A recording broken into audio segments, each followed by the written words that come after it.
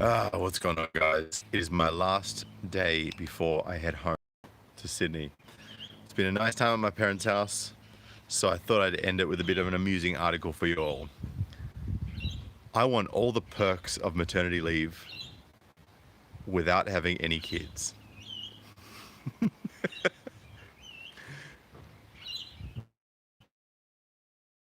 Eight. And by 38, I mean almost at the point where she's unable to have children. Was jealous of co-workers clocking out for maternity leave and decided she needed a break of her own. Here, the author of the novel Meternity, out now, tells the Post's Anna Davies why she believes every woman deserves mandated, employer-paid me time. Men don't need me time. Men don't need maternity leave instead of paternity leave, but women need maternity leave because women, because vagina, because oppressed or something. I don't even know anymore. It's gotten so ridiculous. But so she actually wrote a book about how she should be paid by her employer to have time to herself, even if she didn't have a child. So she, just like, I know I'm harping on about this, but she's written a book that she gets money from, talking about how she should get money from her employer to do nothing. Oh, this is on top of the paid vacation, Normie, get out. This is on top of the paid vacation. This is on top of the 4 weeks of annual leave a year that she would get. She says, I was 31 years old in 2009. And I loved my career. Sure you did. As an editor at a popular magazine, because I did a marketing arts degree, I got to work on big stories, attend cool events, and meet famous celebs all the time. See how fabulous my life was? Being childless and boyfriendless, and a feminist who thought that I was better than everyone else and then ended up finding out that I wasn't. You know, I need a maternity leave, I told one of my pregnant friends. She laughed, and we spent the afternoon plotting my escape from my 10-hour days.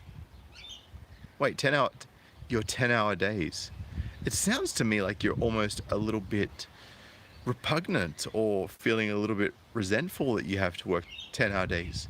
But weren't you just saying that you loved your career? Something doesn't sound right. There seems to be a little bit of cognitive dissonance resonating in this story.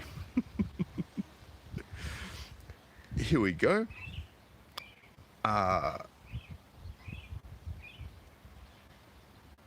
and yet after 10 years of working in a job where I was always on deadline, I couldn't help but feel envious when parents on staff left the office at 6 p.m. to tend to their children, while it was assumed co-workers without kids, like you, would stay behind to pick up the slack. Of course, the fake baby bump and the fake pregnancy didn't happen, but the more I thought about it, the more I came to believe in the value of a maternity leave, which is, to me, a sabbatical-like break. You know those sabbaticals that people take from their career where they don't get paid by their employer? A sabbatical-like break that allows women, and to a lesser degree, men, because I don't want to appear sexist by totally excluding men from being paid for doing nothing, because then people would realize how stupid feminists are, which is to me a sabbatical-like break that allows women, and to a lesser degree men, to shift their focus to the part of their lives that doesn't revolve around their jobs. Here we go. So this is actually, here's the title of her book: A Fresh Contemporary Take on Love and Work, Marriage and Motherhood. Maternity is guaranteed to surprise and delight. Yes, it's guaranteed to surprise and delight women that want free shit, especially feminists. Here we go, look. Oh God, this cover is tragic. All right, check this out. me as a baby bump. See, it's a fake baby bump that says me. Incredible. Seriously, just incredible. For women who follow a traditional path, this pause often naturally comes in your late 20s or early 30s. I've got some people complaining about.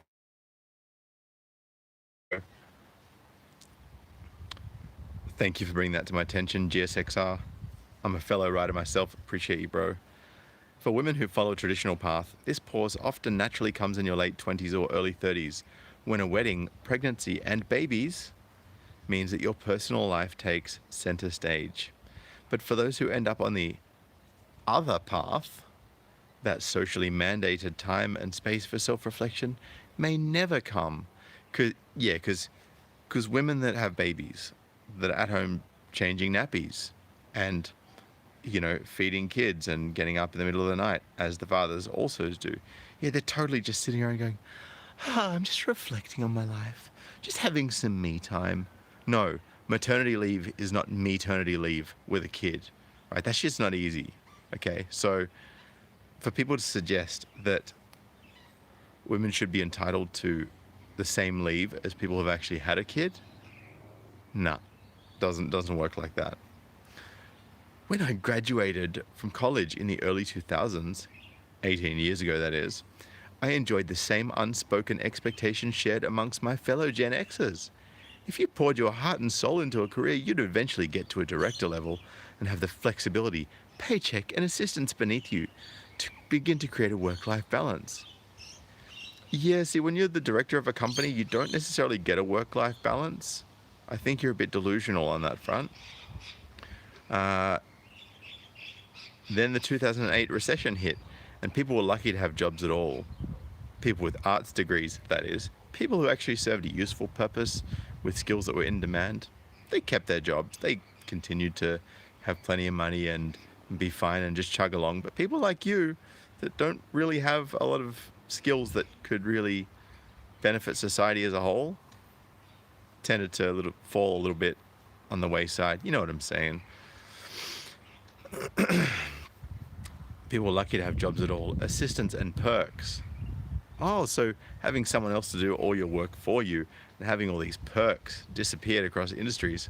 Oh, it's not fair that I shouldn't get people to be paid to help me do my job so I don't have to do as much of my job as I used to have to. It's not fair that I shouldn't get all these perks paid for by somebody else. Perks disappeared across industries, and I felt like the cultural expectation was that we should now be tethered to our desks and our smartphones. You mean you should be expected to work for money? Perish the thought. Perish the thought.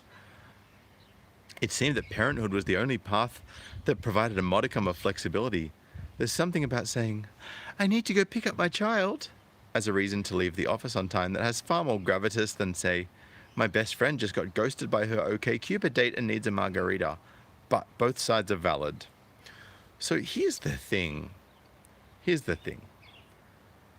You seem to think that parenthood provides flexibility because you get to go pick up your child.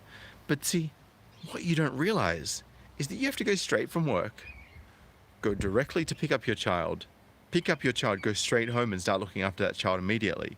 So you're actually working for love, granted, right? You're actually looking after your kids from the moment that you leave work. Whereas I would rather leave work an hour later than the people who have to go pick up their kids and then go home and be able to focus on whatever I want to do, right? So, and that's the option that you also have when you leave the office.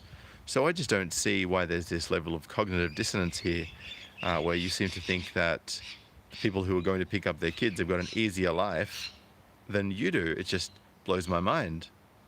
By the way, Excessive65 just donated $10. I appreciate you, brother. He says, what's up, Sydney from Indiana?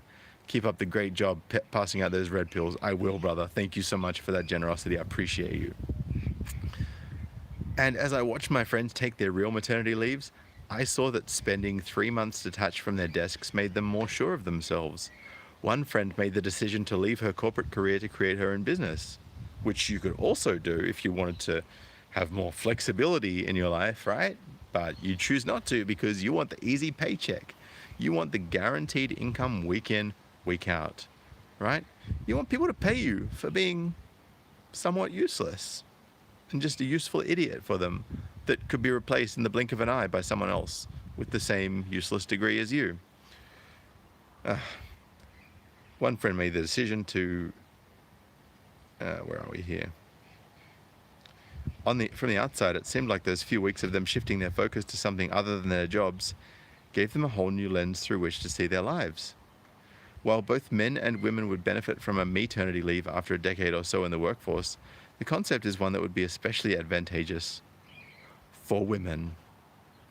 Burnout syndrome is well documented in both sexes, but recent research suggests that women may experience it at greater rates, because women typically are not as resilient as men under the same circumstances. That's why. Researchers postulate that it's because women, mums and non-mums alike, feel overloaded by the roles that they have to take on at work and at home. Bottom line, women are bad at putting ourselves first. Yeah, because men haven't put women first for forever.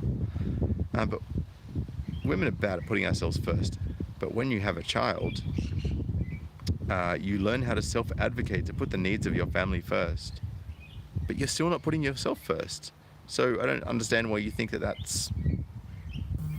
having a child is putting yourself first. I don't get it. Whatever.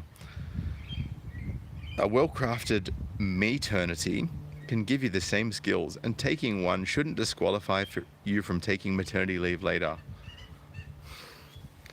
So you should get maternity leave because you don't have kids, and then when you do have kids, you should get maternity leave. That's what this woman is saying. Lunatic. As for me, I did eventually give notice at my job and take a maternity of my own, although obviously she didn't get paid for it. I may not have been changing diapers, but I grappled with self-doubt for the year and a half that I spent away from the corporate world, and I grieved the loss of my dad, who had died just after a long illness. Look, that sucks. I'm not gonna shit on her for that, because I can understand why people would grieve the loss of their father or their mother that was a good influence in their life that they loved. So, sorry to hear about that. But a maternity done right should be challenging. It should be about digging into your whole life and emerging from it more confident in who you are. It also gave me the opportunity to help someone achieve their maternity dreams, even if that person was...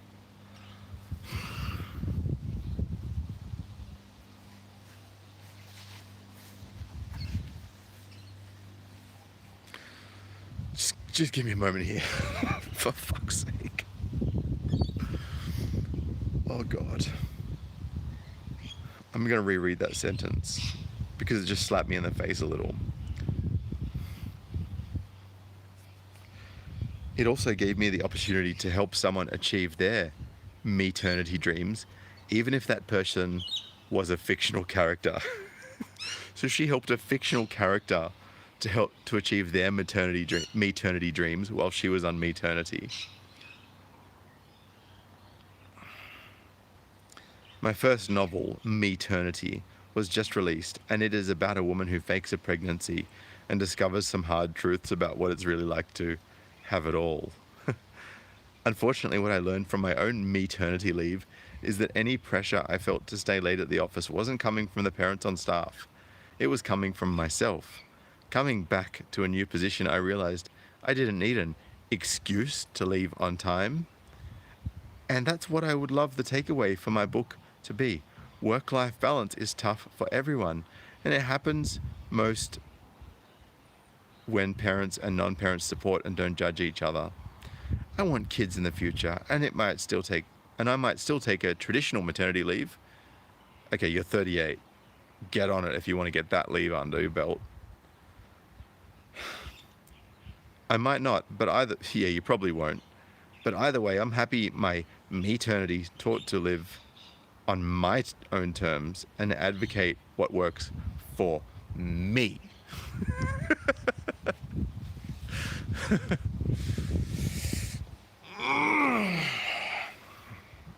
Man, it's 9:43 a.m. here and I'm still a bit sleepy. But I just... God, for fuck's sake. Guys, I know you want to share this article with everyone, so just go and do it. But in the meantime, I hope you've been having amazing holidays. If you do want to follow me on Patreon, you can. If you want to donate by crypto or PayPal, you can in the description below. If you want to share this article, though, I strongly encourage you to do it.